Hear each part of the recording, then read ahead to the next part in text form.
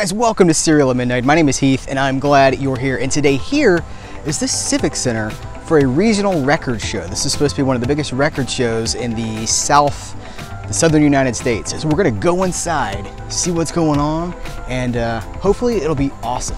So let's check it out.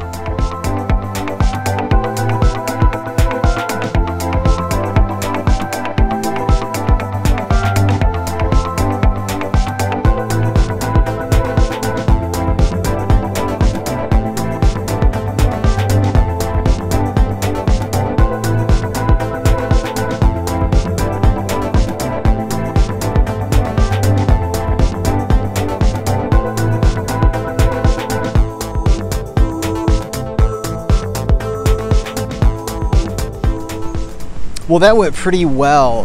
There's a lot of high-priced vendors in there because it is a collectible show, but I got some really good deals. If you're willing to get on your hands and knees and dig through the cheap bins, there's some good stuff that can be found. So we're gonna go back to the, maybe we'll go to the movie dungeon and I'll show you guys what I found. Alright guys, I am back in the movie dungeon. I want to show you the records that I picked up. I got 11 records and I spent, well, I took $35 with me cash, which is low. That's kind of crazy low for going to a record show or a convention or something like that, but I wanted to keep my spending down. I really didn't want to spend a lot of money. So I deliberately took not a lot. I took $35. It was $5 to get in. I spent $25 on records, so I came back. I have $5 in my pocket still. So 30 bucks, 11 records.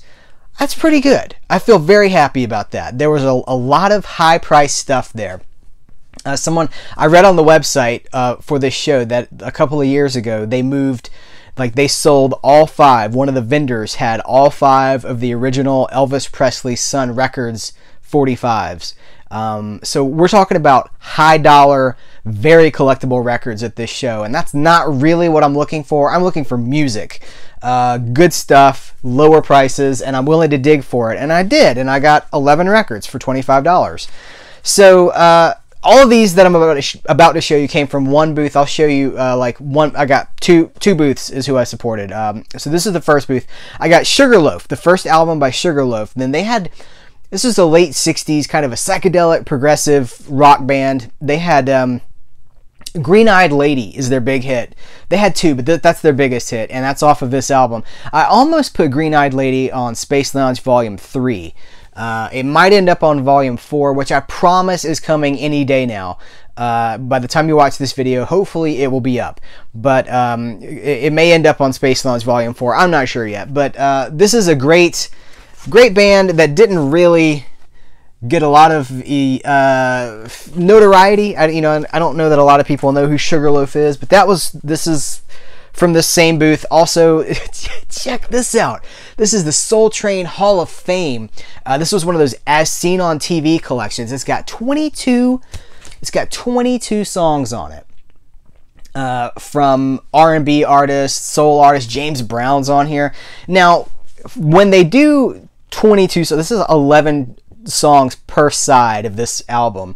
When you have to cram that many songs onto it, there's usually a sacrifice in quality, but it was so reasonably priced. It was like, well, I think it was $3. She wanted $3 for it, and I was like, yes, this is right up my alley, because I'm interested in stuff like this. By the way, you're gonna see, you can't pin my tastes down. It's all over the place. So the next thing is this is from the Motown Anthology series. This is Gladys Knight and the Pips. It's a 2-record set. It was manufactured in 1973, so it's going to be everything she had hits before 1973. There are, I think, 15 installments of the Motown anthology series. I also have the Jackson 5 anthology, but there's some really good ones that I'd like to get. There's a Stevie Wonder version of the anthology. There's the Supremes.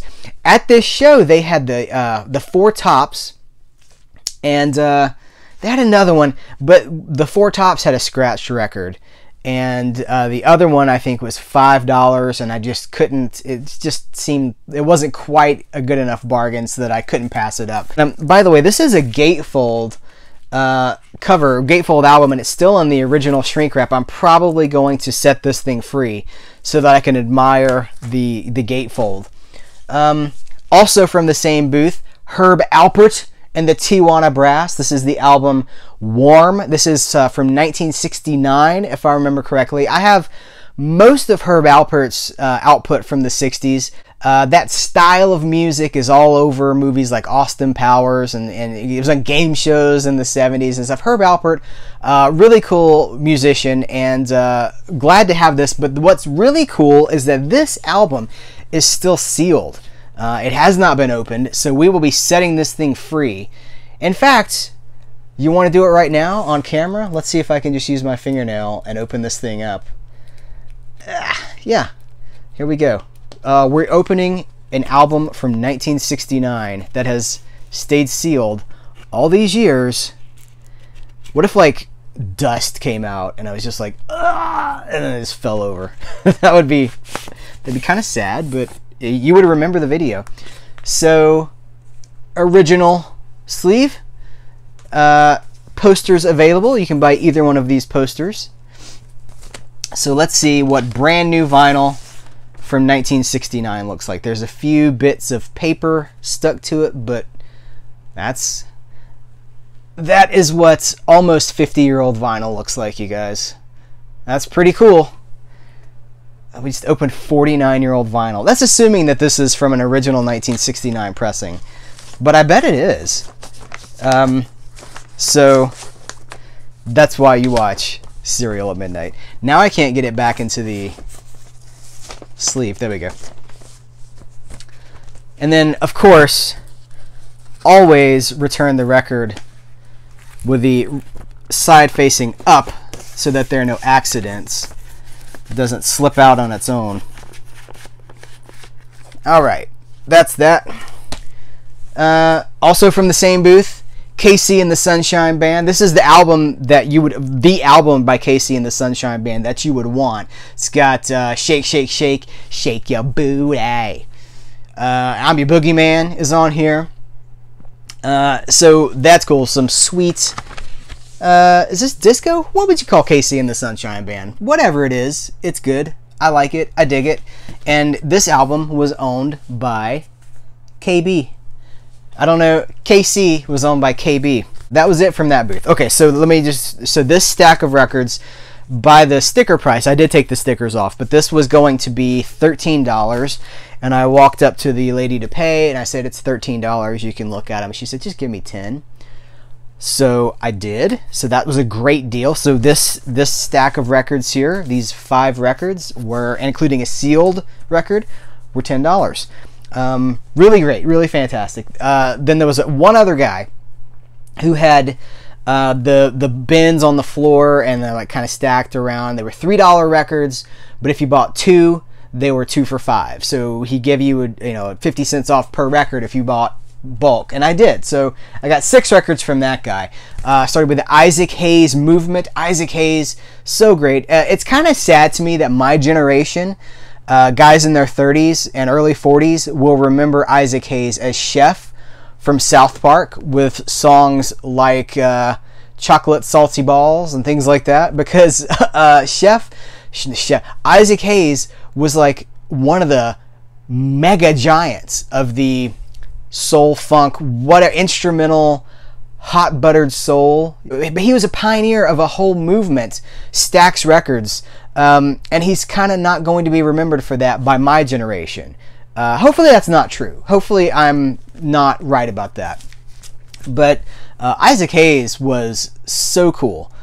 So cool. And this is a Gold Record Award winner. It's got a stamp right here because it was Gold Record Award. This is another gatefold cover that is still in its shrink wrap, so I honestly can't even see down in there to see what's inside of here. So I'll probably you know what? Let's do it. Let's do it on camera. Why save it? Let's just do it.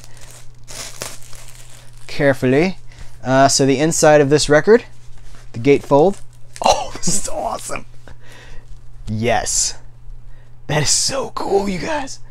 Oh, Isaac, this is what I'm talking about. Chef or this? Come on. So cool. Oh, man. Oh, and this is fantastic. The gold sticker is on the album. Actually, that's good. So I didn't lose anything by taking it out of the package. I picked up Sergio Mendes in Brazil 66. Definitely Austin Powers. Sergio Mendes music is in Austin Powers. It's very 60s, very of its time. And so this is Look Around. They would do like bossa nova, samba, Brazil music, like Brazilian kind of takes on popular 60s songs. So this one has With a Little Help from My Friends. Anything else that I would... The Look of Love. The Look of Love. That's on here. And by the way, all of these records look fantastic. They're immaculate. A couple of them need to be cleaned because they have some fingerprints on them.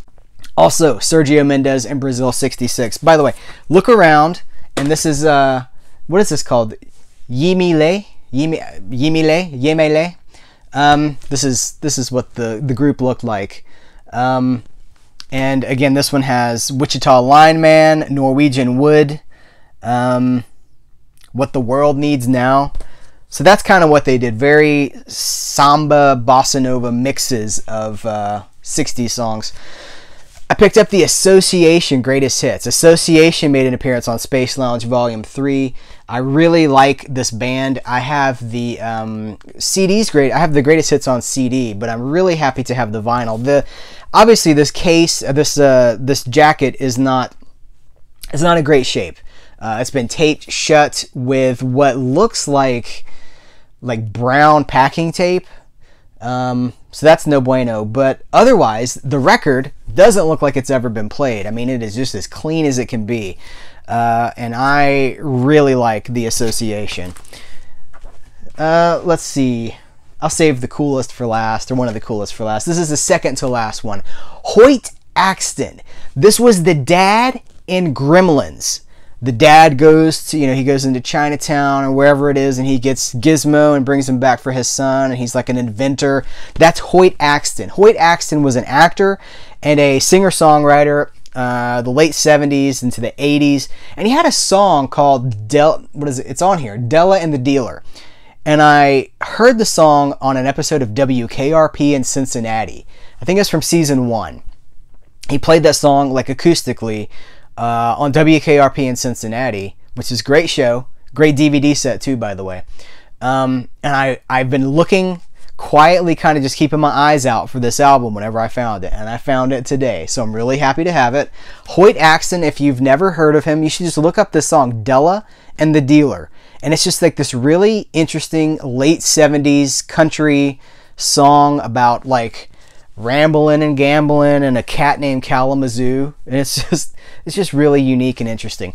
Last one, you guys, and this is one of my favorites of the haul. The Streets of Fire soundtrack on vinyl. Streets of Fire is a movie. Was it directed by Walter Hill? It is a rock and roll opera action movie, mid 80s. Like, the cover describes the movie perfectly. Nighttime, rock and roll, guns. Now, one of the key players in the music for Streets of Fire is a guy called Jim Steinman. And Jim Steinman was the author, the writer of Total Eclipse of the Heart, Meatloaf's Bat Out of Hell, like the I Would Do Anything for Love, but I Won't Do That. You know that like sense of dramatic rock opera? Like, he wrote those songs. And he did at least, pardon me, at least a few of the songs for this album. This is the kind of thing that you just don't see out anywhere. And my buddy Patrick Bromley loves Streets of Fire. He loves the music from this movie, and I think that he'd be proud that I found this. So I'm really excited about this. So all of those were 2 for $5. So I spent $15 on 6 records at this guy's booth. Great deals. If you want the deal, so you can go to these record shows, and there are a lot of collectible stuff there. I was looking for some collectible stuff. There's really one main collectible record that I'm looking for, and it's, believe it or not, it's Frankie Avalon singing Voyage to the Bottom of the Sea, which it was the theme song from that movie from the early 60s, and it's just got this kind of melancholy, ballady kind of a thing going on, and I really like the song. And it was released as a 45. And the 45 art has the voyage to the bottom of the sea kind of motif on it. It's a really cool movie. That movie is done by Standby. Okay, I just had to go get some visual aid. This is Voyage to the Bottom of the Sea on Blu-ray. It's an Irwin Allen movie, and Irwin Allen is the guy who brought us Lost in Space, and it's that kind of thing. Like, he made very adventurous genre movies that were fantastical, but also kind of positive and upbeat and like not hyper violent. Just kind of sweet, warm family adventure movies, I guess you would say. And so like Barbara Eden's in this movie, her husband, Michael and Sarah.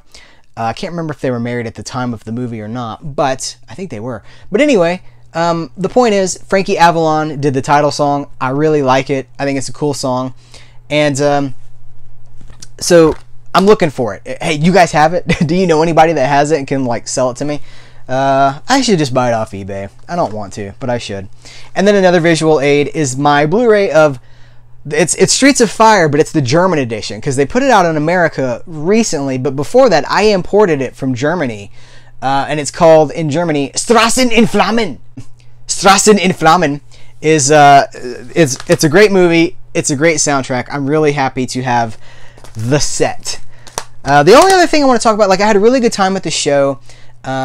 Not super into the collectible, the high-end collectible aspect of it. I'm more of a bargain hunter. I'm willing to get on my hands and knees and look through the cheap bins because that's where you find the gold. The people don't look through those. It's my experience. People aren't really willing to do the digging, and if you do the digging, it's amazing what you can find. The other thing I want to shout out is I discovered this radio station called K99.Rocks. This is apparently a Birmingham, Alabama-based album rock internet station. It's not a terrestrial radio station. It's internet. It's a website, K99.Rocks. And I listened to just a little bit of it when I got home while I was eating lunch before I came up to film this video. And I like it. Mikey likes it. So you don't have to be in Birmingham to listen to these guys. If anything, check them out because of this sweet logo. Like, I want this on a t-shirt. I really love I will advertise for these guys. Album rock with a logo like this. Like, these are my people. These are my kind of people. So I didn't even meet these guys. This is not like a paid promo or a plug or anything like that. I just think it's really cool. So K99.Rocks, they're on Facebook, K99. You should check them out and see if it's your thing.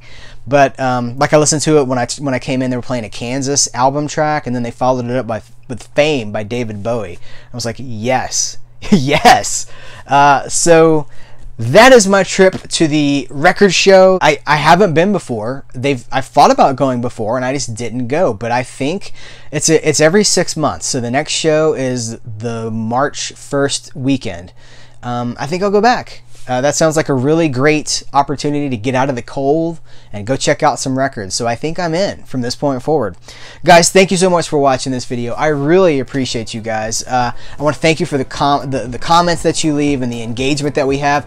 Are you into vinyl? Have you found any great vinyl scores lately? I would love to hear about it. Tell the other people in the comments. I will say that the Serial at Midnight video comments are some of the most wonderful, positive, friendliest comments that I have encountered on YouTube, and I'm really happy just to be a part of it.